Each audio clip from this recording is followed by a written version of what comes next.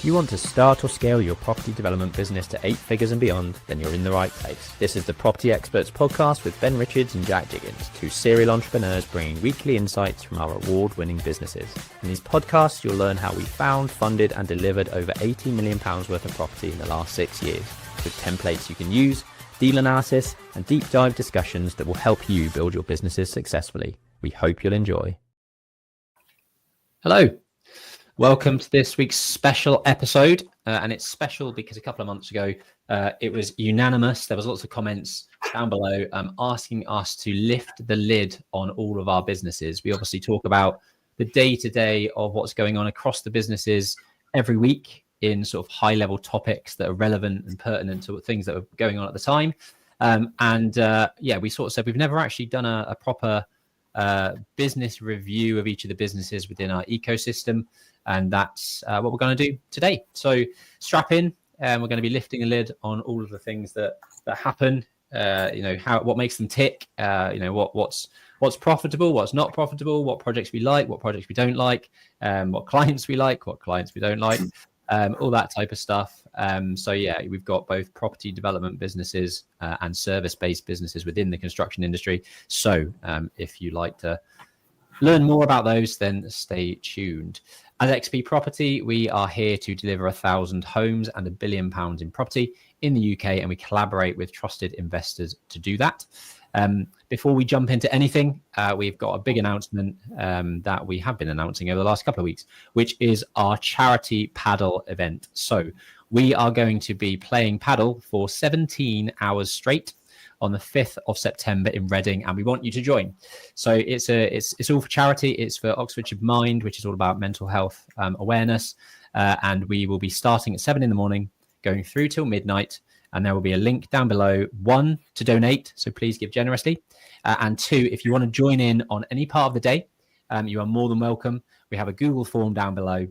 Select a time slot in 3-hour increments. I mean, you can be there for all day if you really want to, but ultimately, I imagine most people won't want to stay around and play paddle for that long. Only suckers like us will be doing that. But there'll be food, there'll be drink, there'll be lots of property chat, and lots of good socializing and laughs to be had. So yeah, get involved. It's something that we're super excited about. Over the last 2 years, we've raised over £14,000 for Mind via some charity kayaks that we've done over the last couple of years, but we're mixing it up. We're staying dry this time inside, and I can't wait for it to start. So yeah, get involved with the link down below. We're a developer, we're an investor. If you want to work with us on a joint venture partnership basis or invest in some of our schemes, which are award-winning for the most part, then do reach out. We've got opportunities available from £200,000 through to £5 million. So if you've got anywhere in between, we've probably got something that we can place for you. There's so much going on that there is definitely something for everyone. So even if the time isn't right now, I guarantee in the next 12 months, we'll be able to find something that we can work with you on. So reach out, let's have a chat. Let's see how we can work together. Cool. Only one thing on the agenda today. It's the 22nd of August, and it is the XP ecosystem and the businesses within it.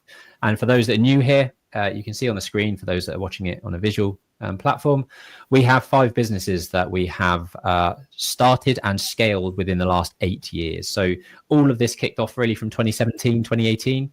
We're now obviously middle of 2025. Literally 8 years worth of progress, of pain, of ups and downs, of the absolute roller coaster life of being an entrepreneur, being a business owner in the UK.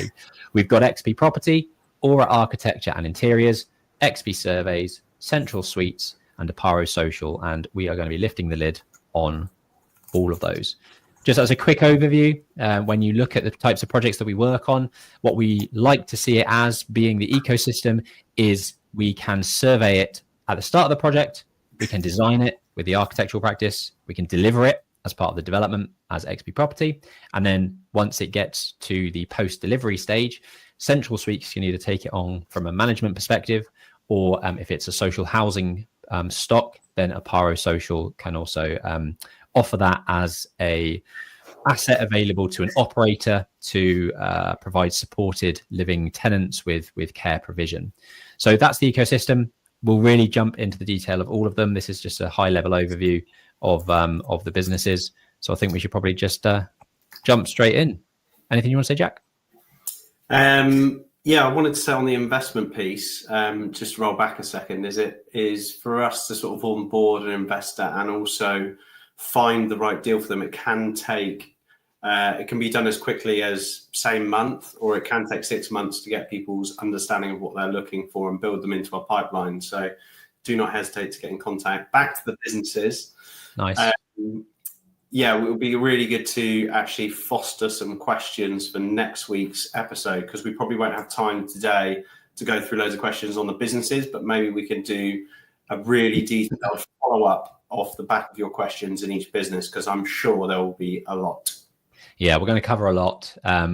These businesses have grown substantially to, 7-figure, even 8-figure businesses in the short time that they've been running. And we've only got pretty much like 15 minutes, 12 to 15 minutes per business. So we'll be keeping an eye on the clock, trying to streamline through it as much as we can. And I will kick things off with Oparo Architecture and Interiors. This is my baby, and this is 100% my ownership. Started in 2017.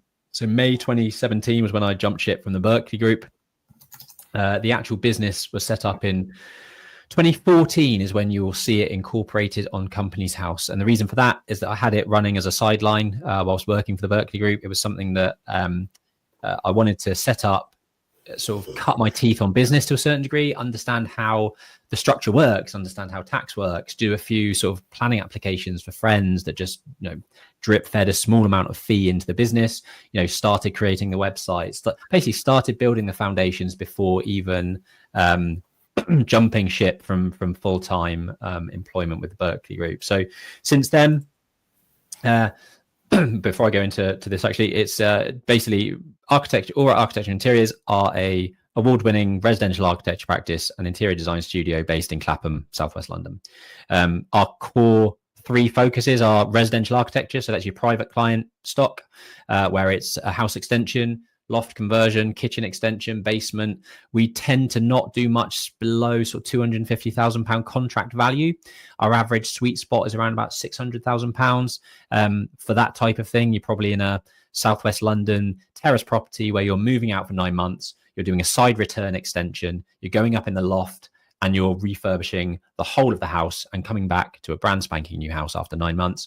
That's the type of sort of sweet spot that we sit in.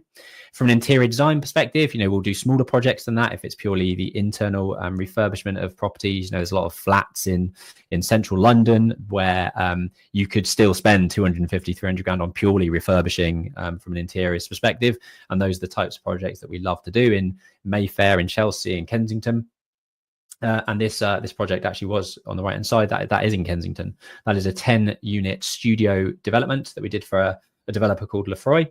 And that's the type of property development work that we like to do for developers from an architectural perspective and an interior perspective. So the business is really split between the 3 to the point where we probably do at the moment 70% residential architecture, 25% property development, and then 5% interior design. Some of that resi architecture stuff combines the interior design as well. It's something that we're working hard now to work with clients to say, look, we can design the exterior of the building, we can design and space plan the layouts, but ultimately we want you to get a fantastic feel as you enter the property and flow through the property with the interior finishes that you choose. We'd love to work with you on the interiors as well as providing the architectural input as well. So a team of 11, we're based in Clapham. As this map shows, this little arrow is sort of halfway between Clapham Common Tube Station and Clapham North. And we're in this little mews called Lion Mews. It's a lovely little place, about 650 square foot of space, enough space for a boardroom and 10 desk spaces. And this is the team. 11 of us at the moment, including some admin staff, Dan, who's marketing manager, and then Lorraine, who's business assistant. And then it's a mixed bag of architects, architectural assistants, interior designers, architectural technicians, and really talented team with some external freelance help as and when we need it as well. This is the type of thing that we do. So this is a private resi scheme based in just outside the M25, like northeast of the M25, Cheshunt. Massive indoor-outdoor space. This was a South African couple who loved barbecuing, who loved spending their evenings out on the terrace. But obviously in the UK, it rains a lot. So we've got a covered terrace with 2 big roof lights that loads of light down into the space below. Green roof, really nice open plan living space with this huge picture glass window which weighed 500 kilos. This was, and they lifted it, craned it over the house, and I can imagine there was a lot of squeaky bums at that point as that was being lifted over. It's heavy piece of glass, but they managed to do it without any hiccups, and this project looks absolutely fantastic. This is more the sort of terraced central London type housing stock. This was a 4-story building. We created a basement snug room by digging out God knows how many tons of earth, and completely refurbished this property top to bottom. Went on the market for about £3.5 million, and just looks absolutely incredible. Would love to do more of that. Another project in Balham, a typical kind of ground floor rear extension. We actually got planning approval for a master suite up in the loft as well, which will form phase 2. We got it all approved as one, so the loft extension plus the ground floor. But like we always tell clients, we want them to spend the money where they're going to spend most of their time initially. So if they've got a certain budget, what they want to do is create the hub of the home, which this is. It's the kitchen, dining, living space. Ultimately, we want them to spend the money there before going getting in. They had enough bedrooms to suit their requirements for now. They wanted to create this family entertaining space. This was for another developer, converting 3 flats into one large 4,500 square foot family house. Absolutely massive basement. When you saw this thing being dug and going back basically halfway down the garden, it was insane. Like, this is the rear part of the house here, and this is where the edge of the basement stops. So you've got this single story element which projects further than the 2-story element. I don't actually know, it's probably 4, 5, 6, probably 12 meters from the rear of the existing house, which is absolutely monstrous. But fantastic looking scheme. And then this is another property development for the same property developer, actually, Lefroy in Earl's Court. This was a 5-story rear extension, reconfiguration of 17 flats internally into 18 flats. Lots of quirky mezzanine spaces. We had almost 4-meter high ceilings in some of these ground floor floors, so we were able to maximize the amount of space we could get up there by going underneath for your ensuite and utilizing a bed deck type scenario to maximize the square footage of these. And these rent really well, and have created a significant amount of value for the developers. And that's what we're all about, working with developers for these types of schemes, which are XP's projects. So obviously Aura feeds into the ecosystem, and we design most of, if not all, of XP Properties property developments. And we've got Colney Hatch Lane in Muswell Hill, top left. We've got Tame, which is 20 flats and 2 commercial units, top right. The Old Maltings, bottom right, which will be 23 units, including 21 unit conversion and 2 townhouses in the car park. And then this is a 6-unit scheme, which we finished last year in Princess Risborough, Buckinghamshire. 2 new build houses in the car park, and then an office conversion into 4 flats as well. So that's a sort of, the types of projects that we like to do, up to probably 30 units in size. That's the sort of level that Aura like to get involved in. Lots of permitted development. We're very, very, I'd say, kind of specialists in that commercial to residential conversion opportunity, where we can enhance the scheme with full planning application by getting balconies and roof lights and terraces, and then optimizing the internal space to allow to use all of those external changes and really optimize every square footage of space that we can find. The collaboration between XP and Aura, this is a very good snapshot of where we're at. So to date, we've created 150 new homes and offices as part of the collaboration between Aura and XP. And within Aura and Oparo Social, which is the social housing business that we'll come on to, we've created or designed 73 supported living homes. So these are often large, sui generis type HMOs or C3B HMOs. So, Aura understands the nuances of working for HMO investors and again, squeezing every inch of ensuite and value out of those types of assets, understanding the niche that they create in the planning space. And really sort of optimizing value for clients in that respect. How do we do what we do, or how have I built the business? There's another story altogether, I imagine, if I went back to the start. But ultimately, I wanted to get out of the business as soon as possible. So within sort of 2 or 3 years, my main focus, or in the first 2 and 3 years, was really kind of building an engine that worked without me. So utilizing SEO, which is search engine optimization.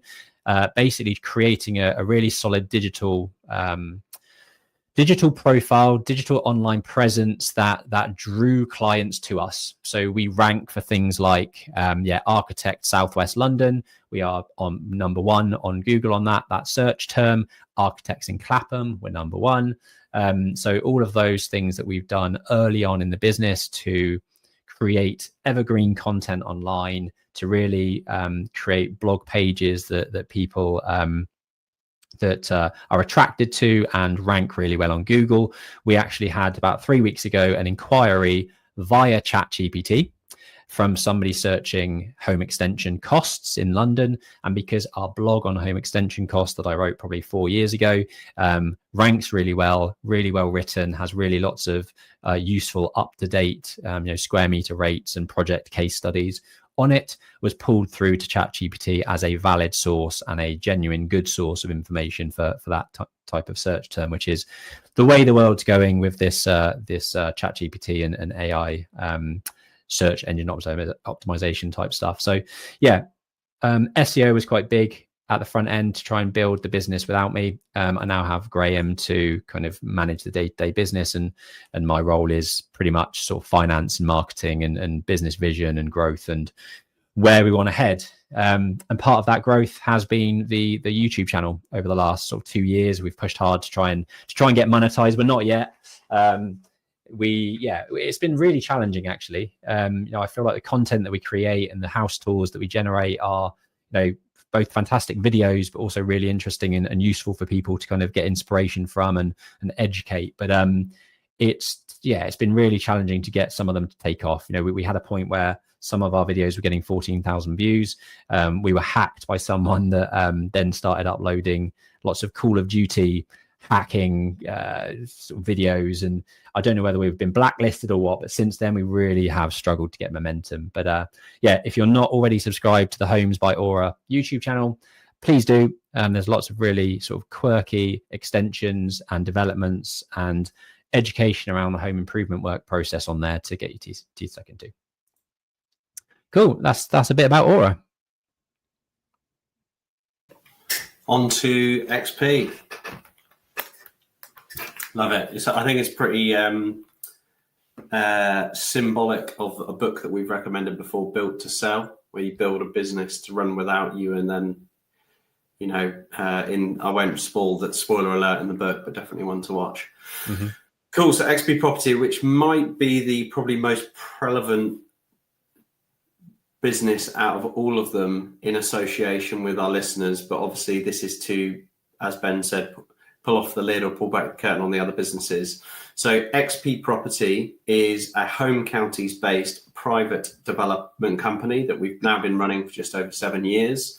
Evidently we come with a lot of varied skill sets, as Ben's just mentioned, how he got into his architectural practice. And we believe that we squeeze the best value out of sites, whether that's residential, commercial, land or mixed use.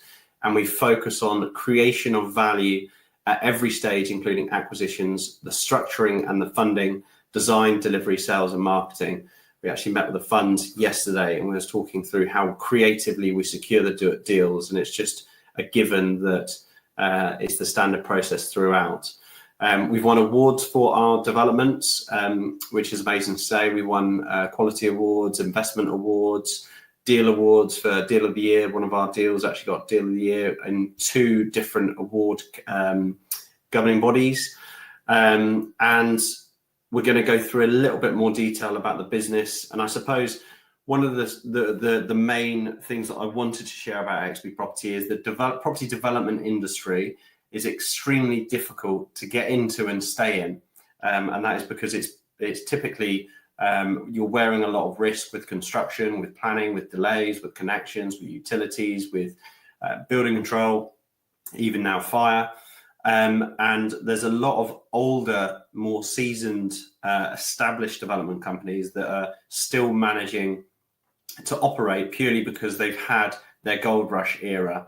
And now it's time for new, creative, technically driven, digitally advanced, nomad, dynamic businesses like ours to shake up that industry and to take over. And that is the sort of premise of XP Property. We want to be different. We like being dynamic. We're very creative in how we think. There's no wrong answer, and we push our team to ensure that, if we come up with an idea, why cannot we try that particular idea? But we obviously excel well in integrating our other businesses into XP Property too.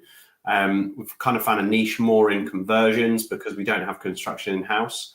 And that's kind of our competitive advantage to create value in the acquisition and also in the design and planning stage. And then it's all down to delivery and getting the units exited. Anything you want to add on to XP Property there, or should we talk about location? Yeah, no, I think you covered it.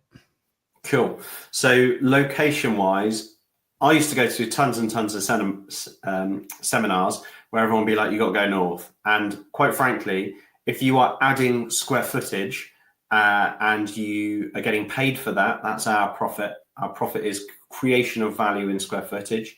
The best places to be are where there's value. So that's why we stick around the home counties, and that's why we stick around the London regions and commuter belt regions. We excel in areas that I would call market towns and desirable locations outside of London. Pretty much every area that we operate is sort of between 450 a square foot to probably 1,200 a square foot. And that is because if we add a square foot or we optimize a square foot, we typically get paid handsomely for that value add. I don't know how anyone makes any money up north where build costs are 200 a square foot and this resales are 180 a square foot, and we leave the north to them. But as a counter on that, the yields are more difficult to create in the south. So that's why we blend HMOs into some of our developments to keep some stock that cash flows. We would consider, if you are watching, you can see the sort of blue and teal area there, our main focus areas. That's Oxfordshire, Buckinghamshire, Hertfordshire, North and West London. We would consider sites further afield if it's subject to planning, and we can potentially do a planning flip on that particular site because we don't necessarily want to commute to that. I think we can pretty much get around all of our live 6 sites today, all in one day. It would be a push and you'd need a long day with sunlight, but we can. And that is why we're not spreading too far. And you also start to build a reputation in those areas. You get the benefit of people knowing who you are and that you transact. And you also get to know those areas really well. So you get to know values really well, and you get to know, a lot of people, when they deviate to a new area, you've got to learn a lot to make sure that you're not making mistakes. So we stick to what we know. Nice. Shall I kick off with a few old projects, and then you can talk about some that we're working on? Yeah, go so for the it. top site is Sunset Court, which is in a little town called Princess Risborough in Buckinghamshire. We bought a consented office building with consent to convert it to 4 apartments and consent to build 2 new build houses. Ben and his team did some design plan changes to insert a mezzanine flooring in the office building to get additional square foot, and to also relay out the houses to get an additional bedroom. So the value add there was quite finite, and it was already quite developed. So we built that site out. So it's 6 units in total. We've already sold 5, and we've got the last one going through legals at the moment off the back of renting it out. The site below is our double award winner, absolutely stonking deal, St Helens Mill, which kind of falls in between investment and development. It was a heavy refurbishment of the 14 flats that were there. One of the flats became a 4-bedroom HMO. We actually had a tin hat scaffold system on top and converted that top 4 flat into a 4-bedroom, 4-bathroom HMO. We have since refinanced, and the main value in this site is is really the value engineering, the asset management, and the work. So when we bought this site for 1.15 and only spent 400 and I think it was about 450k all in construction and refurbishment costs, receiving a 3.4 million pound red book valuation obviously goes to show the value that we had created in there. Not to mention the income from the flats was also paying the debt that we had to develop the site out. This is now on the market. We've realized that there's more equity in there, that we can do a lot of dangerous things with buying new sites. So we're selling the building. So if you know anyone buying a finished dry income, let us know. On to the next slide. Cool. And so this is the old Maltings, 23 units. We have gone through many planning applications with this one. So we bought it with no planning in place, albeit we had, I think we got the first PD application through a week before we completed, didn't we? But we couldn't risk not getting that planning in place. So we had to buy it on a bridge initially and then move on to a development facility. But ultimately, we very quickly got a 16 unit PD office conversion approved. Then went in for some external works changes to add balconies and gardens and roof lights and windows, letting light into spaces that were otherwise completely uninhabitable. By doing that and getting light into those spaces, we were then able to go back in for a further planning application to change from 16 units to 20 units. And most of that value is in the top level here. So we added a new mezz level because we had the roof lights in the roof space. We were able to add an extra mezz level in and get about an extra 7 bedrooms across this whole roof space. So yeah, huge value add, 20 units. Then we went in for 2 townhouses in the car park, including a 21st unit where a bin store used to be. So we were able to move the bin store outside and basically convert that bin store location into an 18th bedroom, into a 21st unit, which was a studio. Still ongoing. We're due for completion on the main conversion works by the end of the year. And then closely followed in sort of February, March next year, the 2 new builds will be built out.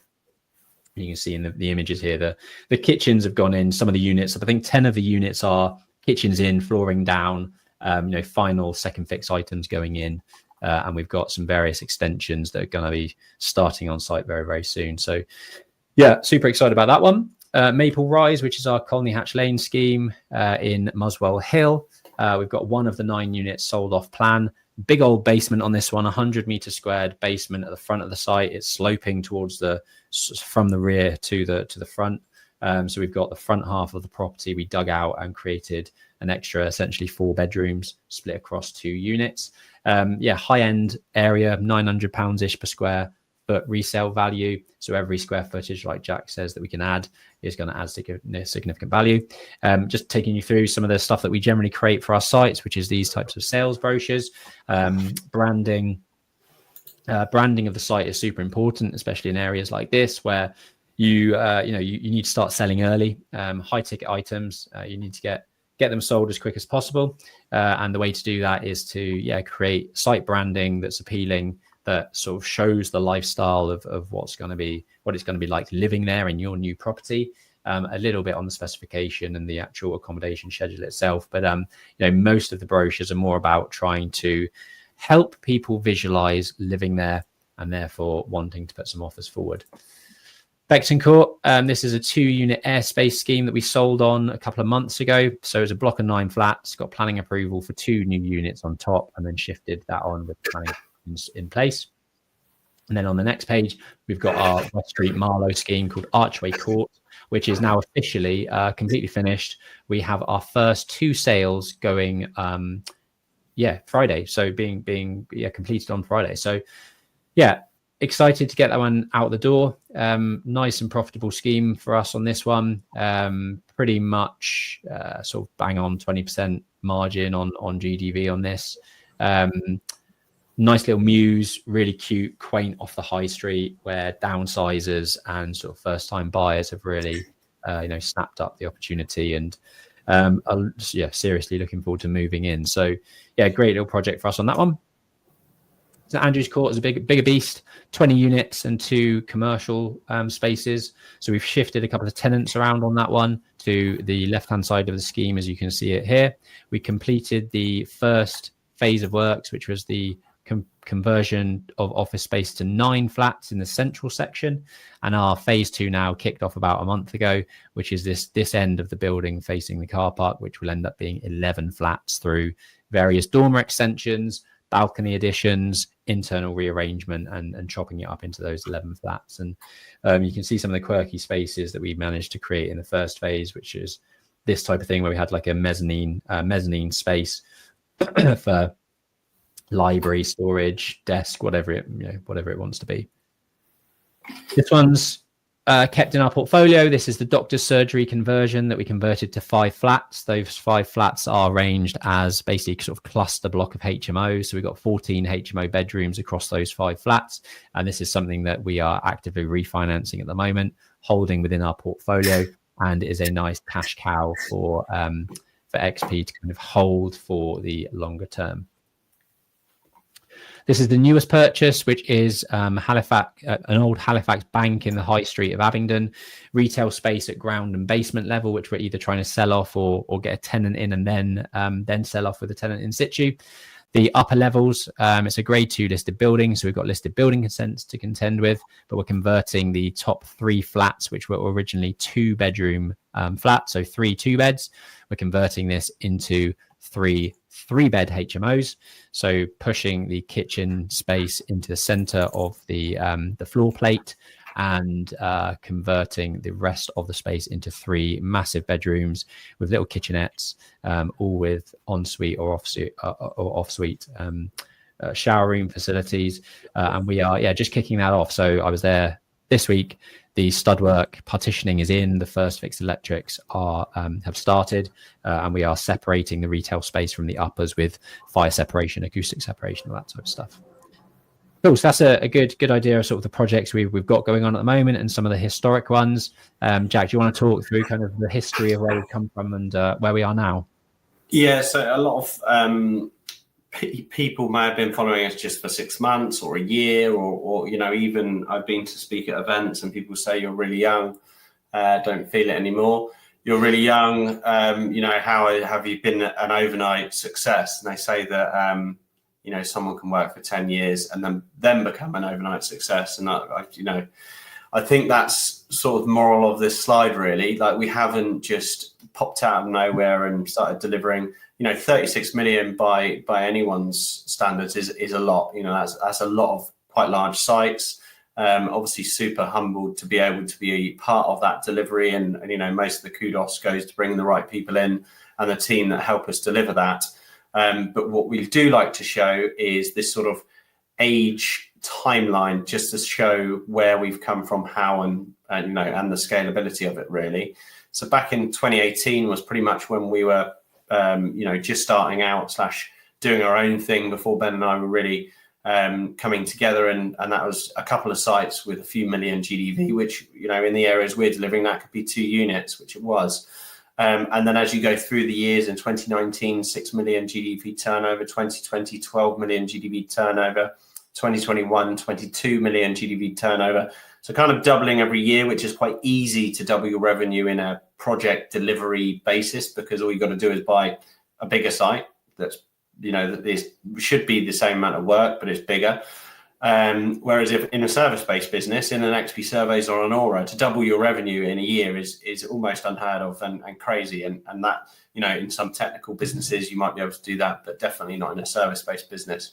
Then on to 2022, 25 million GDV. So we started to actually plateau out. And that is because we started to get to the desirable size that our business operates best at. And then that brings us to 2023, 24, 25, where we're now just incrementally growing, but nowhere near as much. 20% growth in the last couple of years is about where we're at now.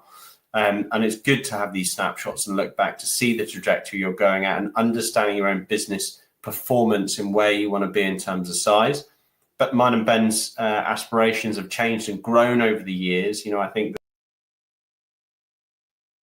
Jack's just been knocked off. I think what he was about to say is our aspirations very early on when we looked at our like goals and stuff was that, yeah, we want to be doing massive schemes and taking over the world. But I think we've now sort of realized that that's not at all what we want. I'm assuming that's what you were going to say. Yeah, exactly that. My mouse has got a back clicker on it and it just loaded back, which is the problem with URL video links, everyone, ladies and gentlemen. But it sounds like Ben did a good job of explaining it.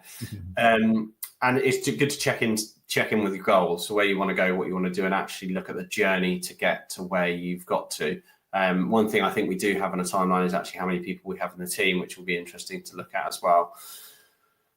So what does this look like in terms of like metrics and stats? So we've put out over 1,000 offers across the businesses to secure the sites we've secured. We've bought over 82 sites across the sites and houses across the business. We've averaged a purchase every month. So if anyone's been through a legal process of buying a property, you will know how much aggravation goes into that to buy something every month.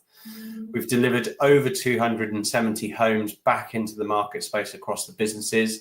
That's over 63 in delivery, 63 homes in delivery. We've delivered over 270 HMO, either self-contained studios, which are social housing or private stock. We probably are at 100 million delivered now, Ben. I haven't actually checked the P-seed units with Churchill Way, Marlow, Tame, blah, blah, blah. But yeah, we're hovering around 100 million delivered, which I'm excited to push on because I actually saw a video the other day that Savoy's have delivered that amount.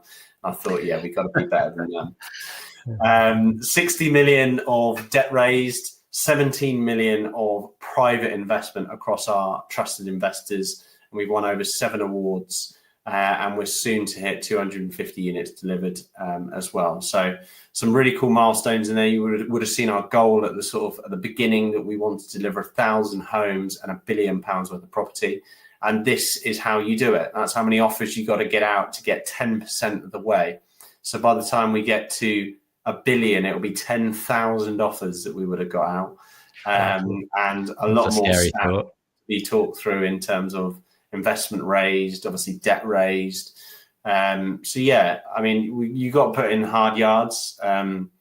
Interestingly, a lot of people that I speak to that are seeking mentorship or help in acquisitions, they're just not putting in the activity. And I think we just have a bit of a knack, and that's lucky for us, but it's not. It's hard work. You've got to kiss a few frogs. Nice. And we like to share the stuff that we get up to and the knowledge that we create and the learnings and pain, to be honest, the wins and the lows, which, you know, if you've been tuning into us for the last 2.5 years, you'd have seen some highs and you'd have seen some lows, because it's not all rosy out there. That's what these podcasts are about. It's to help help you guys, help stop making problems that we've come across or things that we've done badly or wrong, and help you not to make those same mistakes. One person that listens in said they're so good. They listened 3 times and took notes, which you should. We are actually working on bringing a directory to you guys. So utilizing ChatGPT and basically getting it to read everything and wash everything that we've done and transcribe everything and ultimately pull everything in terms of the topics that we talked about into a directory. So if you specifically want to understand more about kind of financial modeling, you can type that into the search bar and it will say go and watch season 2, episode 13, and it'll bring it up for you. So yeah, we're working on lots of stuff in the background, and we've just had over 200,000 views back in 2 weeks ago. We hit our 200,000 views mark on YouTube, and we really want to continue that kind of exponential growth that we're seeing with the podcast. So please share it. It makes a massive difference for us. We don't put any paid advertising behind getting this out there, so we've relied solely on that organic reach, which means we need you to help us. So yeah, please share it with just a few people that you think might get value from listening to sort of 2 entrepreneurs share the journey of where they've gone to, where they're going, and talk all things business and property.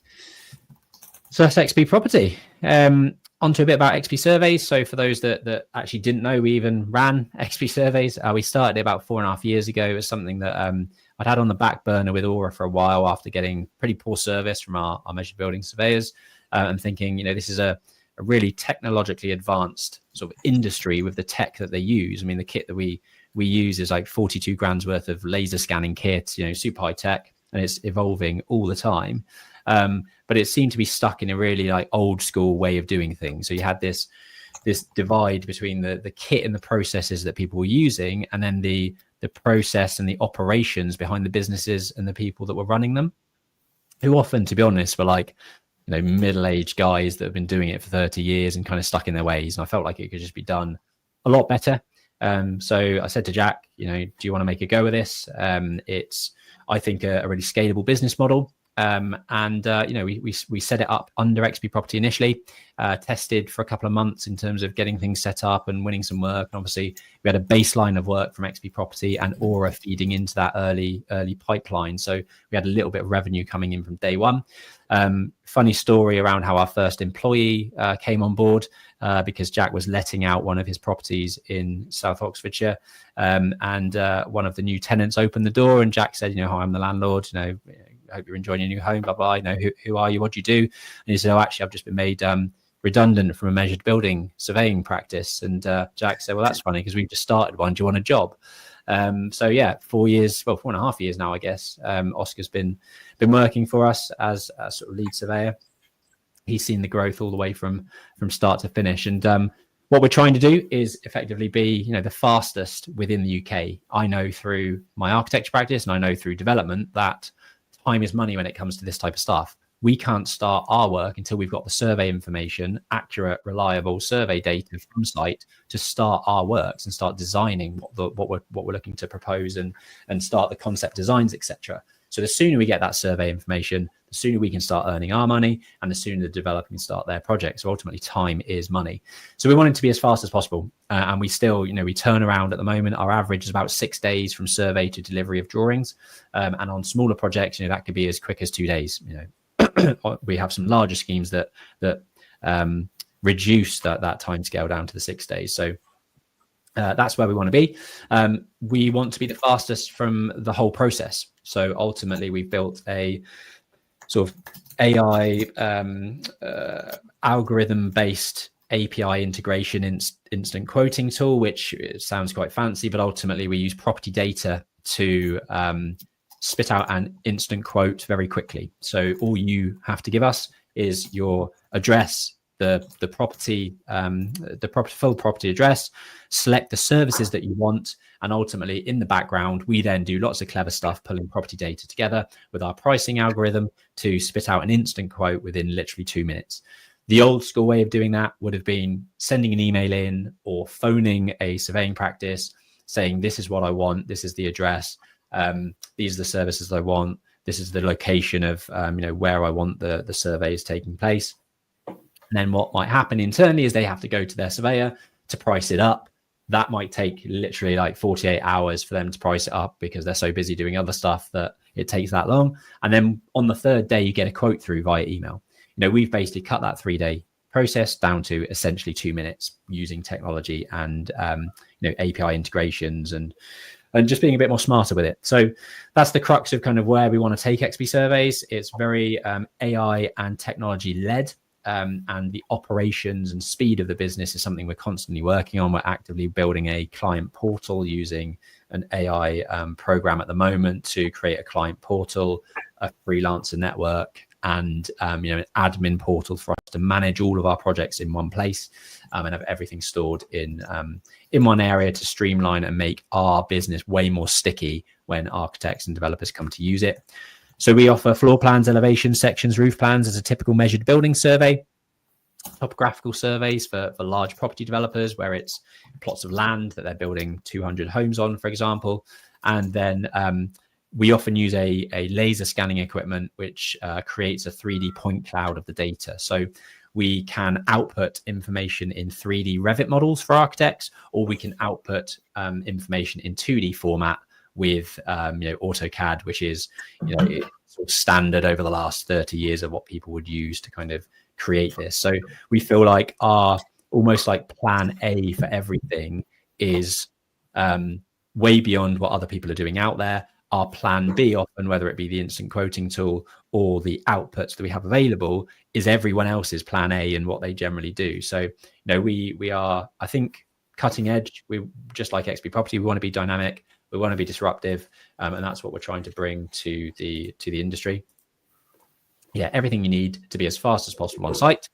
We offer upsell for things like drone surveys, CCTV surveys, utility surveys, all that stuff that you might need to get from an existing property, an as-built situation, geometric data to use with your architects and your property developers to start your projects. That is where we want to be, one-stop shop to get everything about the existing property to your desk as easy as possible. We also use 3D Matterport virtual tours. So estate agents use this for selling properties. We really like it for showing, marketing before and afters. We can very quickly show, have people across the other side of the world, whether it's an investor or whether it is an engineer or other stakeholders involved in the project, by using things like this virtual tour technology, 360 virtual tours. They can, at their own leisure, sat at their own desk, flick around and walk through properties and get a sense of where things are at. And we've done this on a sort of 2 weekly basis for some developers on site, where they've been going through the construction process. They're an overseas investor. They want to keep tabs on how the progress of the project is going. So they've brought us in every 2 weeks to do the same walkthrough through a property, to give them every 2 weeks a snapshot of where that property is in terms of the delivery process. Cool. Tailored for architects. Available as soon as next day. Typical turnaround time of six days. We offer speedy service if that isn't fast enough. Really accurate information that we use, and various different outputs that we can provide to people. Our avatar client is an architect. Ultimately, if we've got an architect that's giving us 3 to 4 surveys a month over a 2-year period, that lifetime value of a client is absolutely massive for us. So we want to work with more architects. If you can introduce us to more architects, we'd happily pay you for any introductions, because ultimately for us that is a massive source of long-term income for us. And we know that we do a good job for architects, because the architects that we work with have stuck around and tell us we do. A bit of insight into the actual financial modeling and where we've come from, and Jack sort of discussed about kind of growing year on year and 100% growth, and that being quite unsustainable or rapid growth. We sort of did that in the first year, but it's easy to go from nothing to 200% if you're starting at a low baseline. But then as we grow, so we started with first year about 120 grand's worth of revenue. That was again kind of testing things out, using Aura, using XP as sort of some of that baseline of work. Very quickly doubled that to 240 grand in the second year, 278 grand in the third year, 315 grand last year, and then that 240 grand on screen is our current run rate at the moment in 2025. So we are actually looking to smash and achieve probably closer to 500 grand of revenue this year. And I think the most important thing is the next page, which is a sketch that we've kind of pulled out for the team to understand, because I think a lot of people start a business and don't really understand or recognize that you're probably not going to get paid for a while. Especially when, like Jack and I, we're directors of the business. We're not in the day to day, and it's not our full-time job. So our hours within XP Surveys are very, very minimal. And we've got to bring in a team to deliver and grow the business. So ultimately what you've got here with the sort of the green line is that sort of death valley that they talk about in tech startups and other businesses, where ultimately for the first couple of years, we made a loss. In the first year or so, you're building the team, you're increasing the resourcing, you're putting things in place that cost money, marketing spend. So within the first year or so, we lost money. And then as things pick up, and you build the foundations, you build a solid network of inquiries and repeat customers, that revenue starts to pick up. And the beauty of what we've got here is our costs don't go up exponentially as the revenue goes up. So our baseline of cost isn't going to go up dramatically. And that's where we talk about critical mass. And we've spoken about this in the past, where we get to a certain point, which is pretty much where we are at the moment. And we sort of earmarked this at about 325 grand's worth of revenue as sort of our critical mass point, where as soon as our revenue starts hitting above that level, that's really where the profitability starts to come. And we've absolutely seen that. So January 2025, we had our best month ever. And then in February 2025, we had our best month ever. March, we had our best month ever. And it's continued it on that trajectory. We have now sort of recouped the losses that we might have made in the first couple of years. And we're now on this trajectory where, we're going to continue to increase our revenue, our top line. And because our costs aren't going to go up a huge amount, along with that, our profitability is going to continue to kind of skyrocket. And this is where we see it sort of scaling. So taking it nationwide, growing the tech platform. Using another business as an example of critical mass, because I think it's the best example, is if you set up a gym and you're running a gym and you need to get to 300 members to break even. For your 301st member, their full membership is profit. So you go into this position where your gym might cost you £20 per person up to 300 members. And then every member you get above, then you don't change anything. There's an element more of cleaning, but that's an incremental cost that's exponential against the profit. So it's all about analyzing the amount of revenue you've got to be creating to get to that critical mass. Nice. So pushing on now in terms of taking it nationwide, what are we planning to do? Well, we need to ramp up our marketing efforts. We've got some good repeat architectural clients that we obviously continue to service. We want to grow that. But we also want to grow our digital marketing side of things. So focusing on SEO, focusing on PPC outreach, and trying to draw in more clients and sort of our avatar architecture clients. And that's what we're going to be focusing on over the next sort of 6 to 12 months. This is a graph of some of the average positions of Google at the moment. And we're slowly sort of creeping up in terms of the amount of pages we're getting to the top page of Google, which obviously leads to more click-through rate, leads to more conversion. And that's ultimately where we want to get to. We're top, or not top, but sort of first page of Google for things like topo surveys, architect surveys, what's a topographical survey, measured building survey quotes. All of these are keywords that we're targeting with landing pages and good technical search engine optimization to get higher up the ranks in Google. And the next step will actually be utilizing what's called GEO, which is generative engine optimization, which is the new technical term for all of the ChatGPT and Perplexity and Google Gemini type responses. So instead of it being a search term that you're trying to rank for, you want your blogs, your web page to be seen by ChatGPT, just like I mentioned earlier with our cost blog with Aura, to be seen as the go-to, really useful information that they can cite as their responses and give you a reference. And obviously people will click your reference and click to your website through that generative output.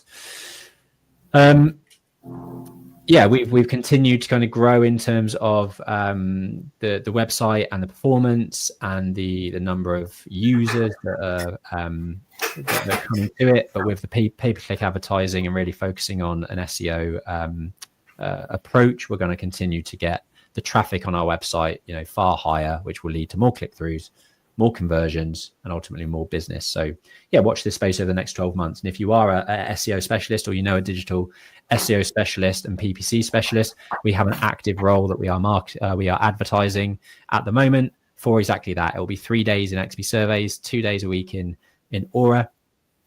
And we really want to, get somebody in that can really supercharge that side of the business and get us in front of as many eyes as possible.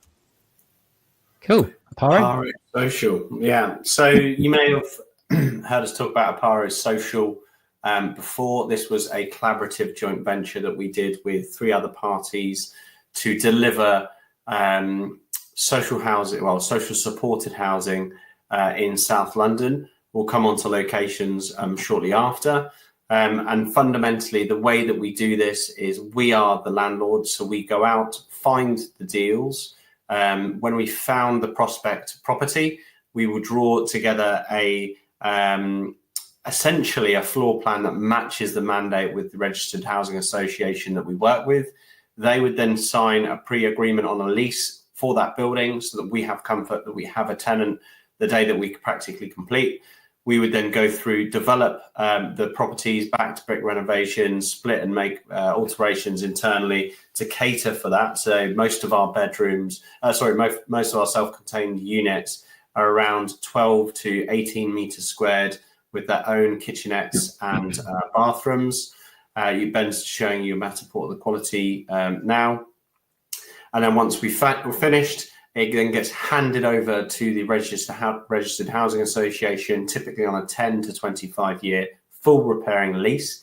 We actually give the furniture and then they manage the property and ensure that it's tenanted, occupied cohesively, and they do everything: maintenance, management, care, and they obviously it is a government supported income. So the funding lines through that is from Universal Credit. The typical tenants that we house are vulnerable people. So they might be ex-domestic violence abuse victims, they might be ex-military, people with special educational needs. And we've been delivering this for the last 4 years. We've now pretty much complete our existing and principal first portfolio. I think it's something like 17 assets in total to the tune of about 25 million. We actually own £16.5 million worth of that. And we delivered a few more for external clients. And we've bought everything from C3 houses to C2 care homes to existing HMOs that need repurposing, big executive homes, and a bit of we bought a block of 3 flats, a bit of a mismatch of everything, really.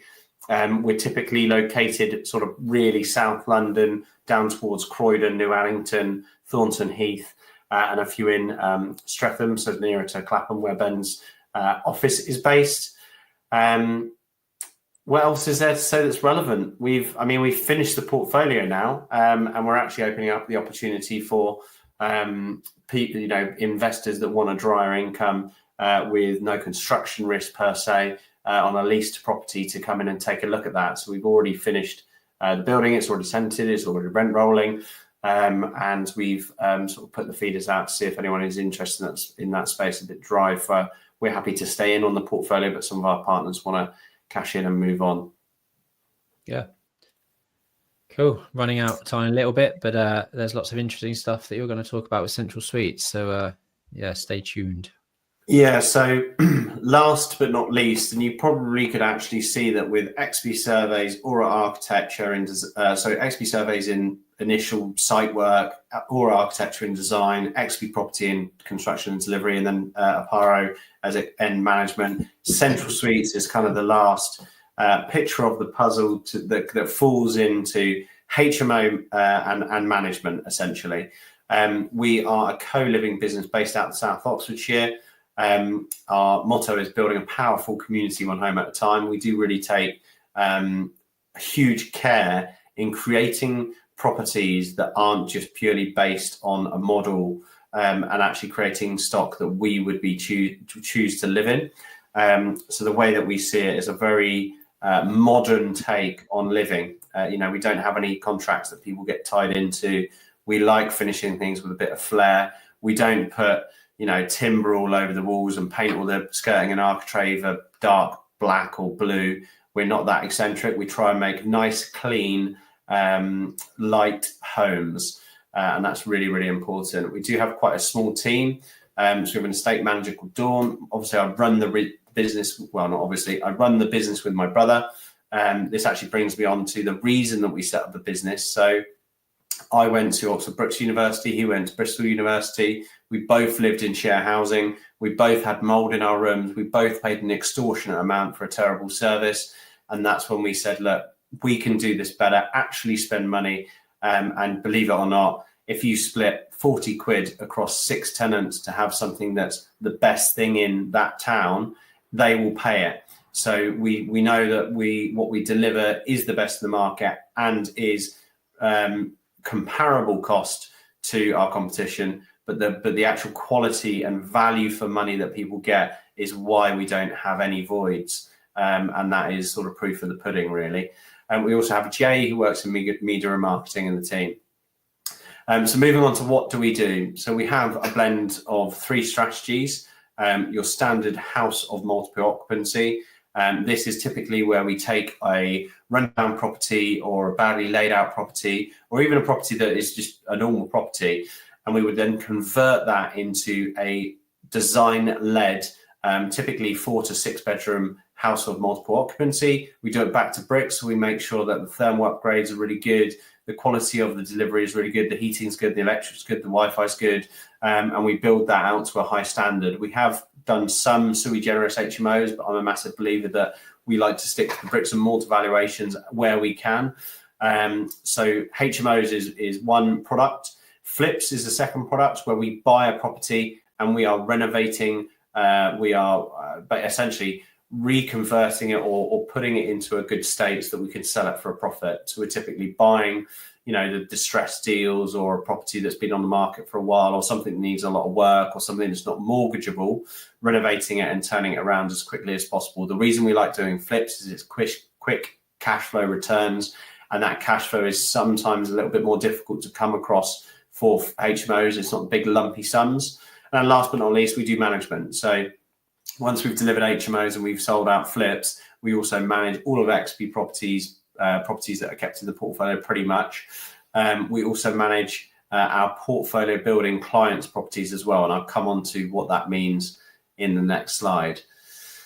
So the strategies, we have flips and management, but the middle one that you can see here is portfolio building. Now, to build a co-living business, you have to think about systems, processes, formats, templates, floor plans, design plans, character, forums within your tenant, how you market, training the team, business motto, branding, all of these things that go into building a HMO business. And actually, when I go to the HMO awards, I look at everyone and I'm like, everyone has done there's 450 HMO investors and landlords there. I'm like, everyone's basically done the same thing, exactly the same thing. They've got a different name, different branding, but they're doing the same thing.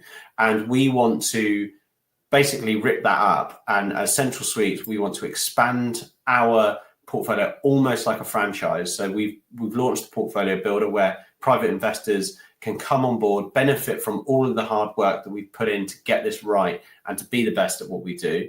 And we build a portfolio with them. So it's almost like white labeling our business, and we co-own the portfolio with them, or we do it as a complete service end to end. And that is the portfolio builder.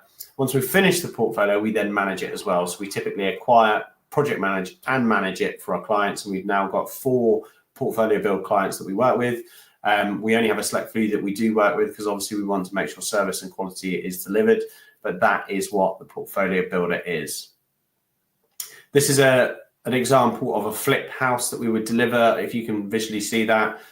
This was a back to brick renovation, re-roof, new rewire, new heating, had to fully waterproof the downstairs because there was no DPC in the building. We ended up spending about 160, 170 grand fully renovating this property, and have had really good feedback on the finish of it. You can kind of see it's quite a nice finish with quartz worktop in the kitchen, some nice light designs. We left a exposed brick wall and sealed that. A nice new staircase that went in with dark spindles with white handrails. So we like to do things very very simple but effective is kind of how we like to finish our designs in Central Suites. This is an example of a portfolio builder. This was actually a client that came to us with the asset already. So it was at the time that we met the client a 4-bedroom flat. The agent valued the rent roll at £1,575 per month to rent it out as it is. We were fortunate enough to get an introduction as the people that you need to know when you've got a 4-bedroom flat. And we basically went through the whole process with this client in Oxfordshire. So we took on the site, took it through the design, dealt with a HMO officer to make sure that we could get and maximize the asset, not only for the investor, but also for the tenants. And we managed to squeeze a 5th bedroom in and not compromise on the size of the building. So we took it from a 4-bedroom flat that could revenue just under £1,600 per month into a 5-bedroom HMO, and we do the management. So that's £4,000 gross that now rent rolls for. And if you work out the rent roll increase that our skills and expertise getting involved in a project pre-starting, it's £144,000 over 5 years that we've added into the owner of that property's pocket, and we brought in the build on budget and on time. Very nice. Some quick numbers. So we actually set up the business in sort of 2019, but looking back at 2021, we only had 9 properties, 37 rooms, 220k in revenue. And now looking forward to today, we've got 29 owned properties, 15 of those are managed. We're just pushing on about 140 rooms now, which brings in about £600,000 in revenue just in rents. Flip capital is on top of that. That's more sporadic. We're just over £5 million worth of portfolio owned, and we actually average in our existing portfolio 30% return on capital, which is huge, especially for Oxfordshire. I mentioned earlier about the north. There's double-digit yields in the south, and I don't have to leave Oxfordshire, which is quite nice. And we've done that just with 2 full members of staff. Nice. So to give you a bit of a roadmap of what that looks like from a portfolio building perspective, is we've kind of got this franchise that we've perfected ourselves, and we're now opening up for private investors that don't. We always say we've been told that a lot of our clients that we do have portfolio builder structure with, that they could have got onto the 7th, 8th, 9th project and still not made the learnings that they need to make to offset our fees. So even though we have fees involved, our skills and nous and expertise can easily sell past the value that we're creating for the clients. And that will enable us to use the same branding, same processes, same systems. We've got our own payment tracking software that we use. We've got our own management software that we use. We've got our own maintenance call out processes that we use. All of this is already done. So it's extremely hands-free. We've got one portfolio builder client who's bought 2 houses with us, and I don't think he's ever stepped foot in either of them or even seen them. So they leave it to us, and we do all the legwork, and that enables us to boost our coverage, brand, portfolio, and business into other regions. Lovely stuff. Well, hopefully that has been super insightful for everyone, lifting the bonnet on all of those businesses. We could speak for hours, to be honest, on all of them. So I'm sure there's questions that people are wondering. Ask us whatever you want. Ultimately, if we can answer it, we will next week. But we're out of time for today. But hopefully you found that interesting. Let us know down in the comments if that type of style of sort of deep dive into the businesses has been really interesting for you. And unless there's anything else you wanted to add, Jack, we'll probably call it a day. No, I'm starving. Good stuff. Well, have a good weekend, everyone, and get your questions in for next week, and have a good one. Cheers. Bye. Bye.